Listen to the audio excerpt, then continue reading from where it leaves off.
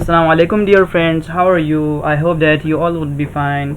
Today in this video I will tell you about the shortcut of opening Microsoft Excel. Do you know that you can open Microsoft Excel with run command too?